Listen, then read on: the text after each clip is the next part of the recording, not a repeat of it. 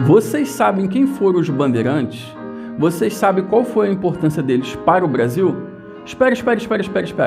Vocês não sabem quem foram os bandeirantes e qual foi a sua importância para o Brasil?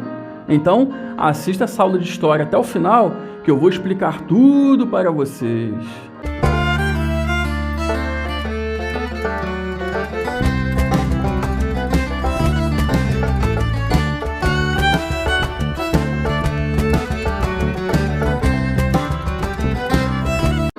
E aí, meus ursinhos e minhas ursinhas, tudo beleza? Ursão professor em sala, então vamos estudar!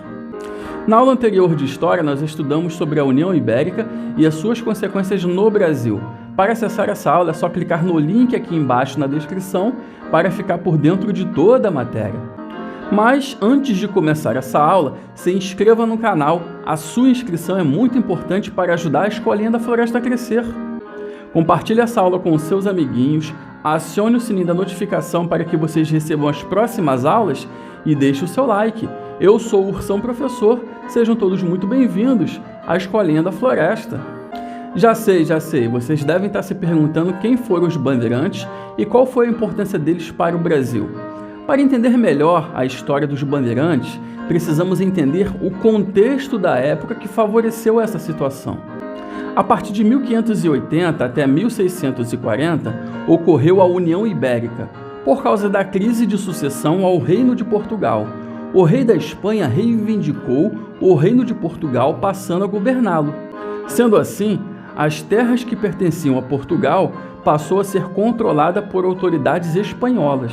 Como a Espanha e a Holanda não tinham boas relações, pois nesse período a Holanda estava em guerra com a Espanha lá na Europa, os holandeses invadiram e controlaram a produção de açúcar na região nordeste do Brasil. Todas essas mudanças causaram uma crise econômica. E foi nesse contexto que começaram a se formar comitivas, principalmente de São Paulo, que partiam do litoral em direção ao interior do Brasil. E essas comitivas ficaram conhecidas como bandeiras. Devido a isso, eles foram chamados de bandeirantes. Essas expedições reuniram vários colonos que buscavam riquezas que pudessem livrá-los dos problemas econômicos. Até esse período da história do Brasil, o povoamento português se concentrou no litoral, onde eram praticados o extrativismo do pau-brasil e o plantio da cana-de-açúcar. Toda a parte do interior do Brasil ainda era completamente desconhecida até aquele momento. Ao ir em direção ao interior do Brasil, eles buscavam encontrar prata, ouro e escravos, lembrando que nesse período as sociedades da época achavam comum ter escravos. E a condição para um povo se tornar escravo era ter perdido uma batalha ou uma guerra, perdendo assim também a sua liberdade. A outra situação era ter nascido de uma mulher escrava.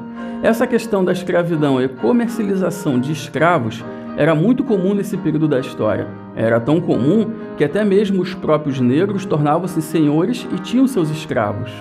Nesse período, a escravidão não acontecia por causa da raça ou etnia. A discussão sobre a escravidão se torna racial no século XIX com as teses eugenistas. E é nesse contexto que surge a associação do africano ou descendente de africano ao escravo, o que para nós hoje é uma situação completamente absurda e bizarra, tanto a questão da escravidão quanto do racismo. Todos nós somos iguais diante de Deus e dos homens, não havendo diferença entre nós. Os bandeirantes eram formados por descendentes de portugueses de São Paulo, índios e caboclos. Ao ir em direção ao interior do Brasil, eles levaram o idioma, a fé católica e o começo da identidade nacional. Eles falavam tupi e nomearam muitos dos lugares por onde passavam com esta língua, como por exemplo Jundiaí, Piracicaba, Taubaté, Sorocaba, entre outros lugares. A partir de 1640, com o fim da União Ibérica, os bandeirantes irão auxiliar na expulsão dos holandeses na Batalha dos Guararapes.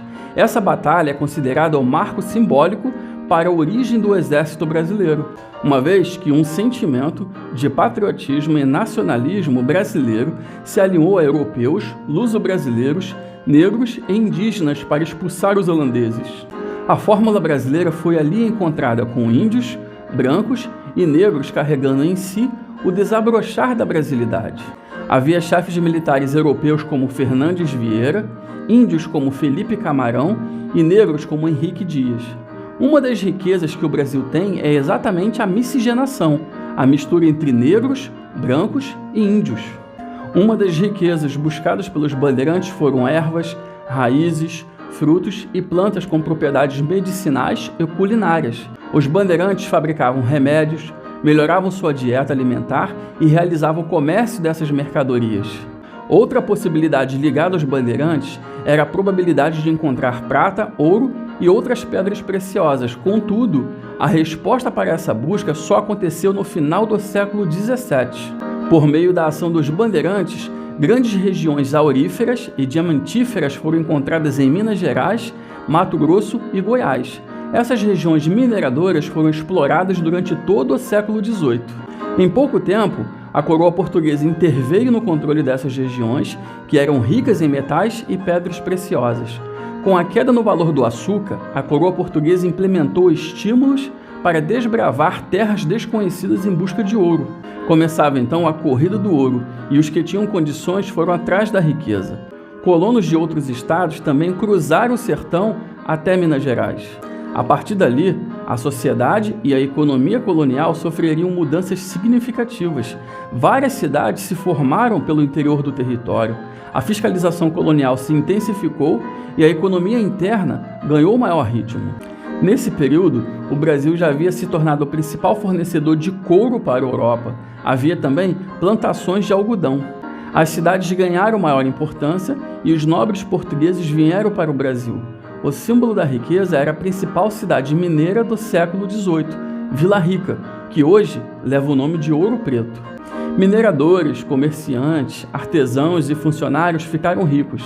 A arte acompanhou a prosperidade e fez nascer o esplendor do barroco mineiro, marcado pela riqueza dos elementos decorativos. Entre os grandes artistas do período, os mais conhecidos são o pintor Manuel da Costa Taide e o escultor e arquiteto Aleijadinho. Com o passar do tempo, a ação dos bandeirantes acabou se enfraquecendo, ficando fortemente associada ao desenvolvimento da mineração colonial. Na aula de hoje, nós estudamos sobre os bandeirantes e qual foi sua importância para o desenvolvimento do Brasil, principalmente no que diz respeito ao desenvolvimento econômico, por causa da busca do ouro, de especiarias e também do desenvolvimento das cidades por todo o interior do nosso território. E por hoje é só. Compartilhe essa aula com os seus amiguinhos e deixe o seu like. Valeu, meus ursinhos e minhas ursinhas. Até a próxima aula. Tchau, tchau.